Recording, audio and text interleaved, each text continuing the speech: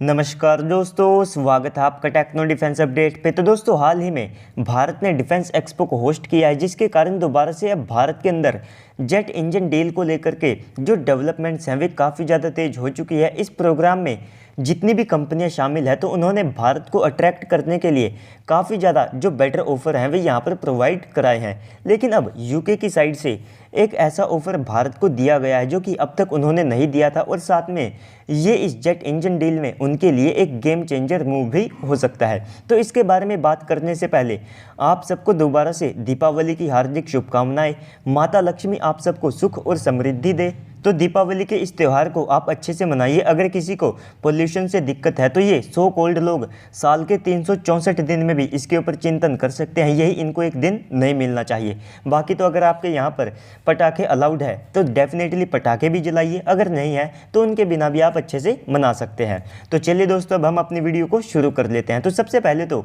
भारत के अंदर यूके के जो उच्चायुक्त एलेक्स एलिस है तो इन्होंने एक बड़ी स्टेटमेंट को दिया है, और इनके अनुसार अब फाइनली यूके भारत को एक जेट इंजन डील के माध्यम से इन इंजन को री एक्सपोर्ट करने के लिए जो लाइसेंस है उसे देने के लिए यहाँ पर तैयार है। और साथ में अगर आप इस स्टेप की बात करते हैं तो डिफेंस एक्सपो तक इन्होंने ऐसी किसी बड़ी अप्रूवल को नहीं दिया था। तो इसका यहाँ पर साफ मतलब है कि अगर भारत यूके को सिलेक्ट करके इनकी रोल्स रॉयस कंपनी के साथ में एक जेट इंजन को बनाता है तो ऐसे में ये हमको ट्रांसफ़र ऑफ टेक्नोलॉजी भी देंगे, और साथ में जो इसके आईपी राइट्स हैं वे भी भारत के पास रहेंगे, जिनके अंतर्गत अब फाइनली भारत चाहे तो इन इंजन्स को किसी भी देश को एक्सपोर्ट कर सकता है। और अगर आप अपने स्वदेशी फाइटर जेट को एक्सपोर्ट करना चाहते हैं तो उसमें ये जो जेट इंजन होता है इसे आप एक कोर टेक्नोलॉजी मान सकते हैं। और हाल ही में आप सबने ये भी देखा होगा, जिसके ऊपर मैंने आप सबको एक वीडियो में भी बताया था कि जैसे ही फ्रांस को लगा कि यूके इस डील में काफ़ी ज़्यादा एडवांस कर रहा है तो उसी समय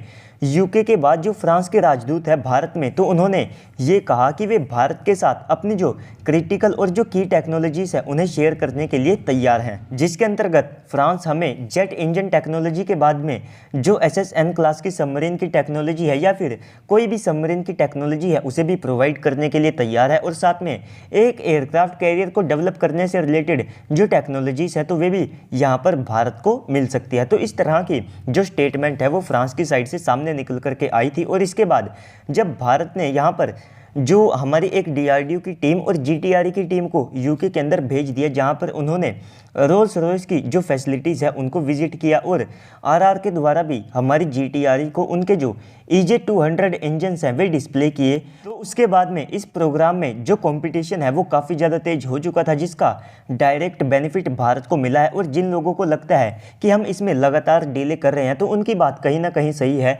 लेकिन इस डीले का जो बेनिफिट है वो भी भारत को मिला है, क्योंकि अगर हम यहाँ पर जल्दबाजी में इस डील को फाइनल कर लेते तो हमको IP राइट्स और साथ में री एक्सपोर्ट से रिलेटेड जो लाइसेंस है वे भी यहाँ पर नहीं मिलने वाले थे, क्योंकि पहले इस कंपटीशन में ये दोनों कॉम्पिटिटर पहले ये सारी टेक्नोलॉजीज़ और सुविधाएं भारत को प्रोवाइड कराने के लिए तैयार नहीं थे। तो इसके बाद में अगर आप यूके की RR को देखते हैं तो सबसे पहले तो इनका जो एविएशन प्रोग्राम है तो अमेरिका के बाद में उसे सबसे ज़्यादा इफेक्टिव और साथ में मैच्योर माना जाता है। इसके बाद में ये 6th जनरेशन के फाइटर जेट्स के लिए जो एडेप्टिव साइकिल इंजन्स है उनको भी डेवलप कर रहे हैं, जिसका ऑटोमेटिक जो बेनिफिट है वो भी भारत के इस जेट इंजन को मिल सकता है, क्योंकि वहाँ से ये काफ़ी सारी टेक्नोलॉजीज़ को बोरो कर सकता है, जिसमें सबसे पहले तो इसकी जो थ्रस्ट है वो भी आप सबको काफ़ी ज़्यादा दिखाई देगी। इसके बाद में इसकी जो एफिशिएंसी है उसमें आप सबको कहीं जो 6th जनरेशन की टेक्नोलॉजीज़ हैं वे भी देखने को मिल सकती है। और ये अपने EJ200 इंजन के ऊपर बेस्ड भारत को एक हाइब्रिड वेरिएंट देना चाहते हैं जो कि लगभग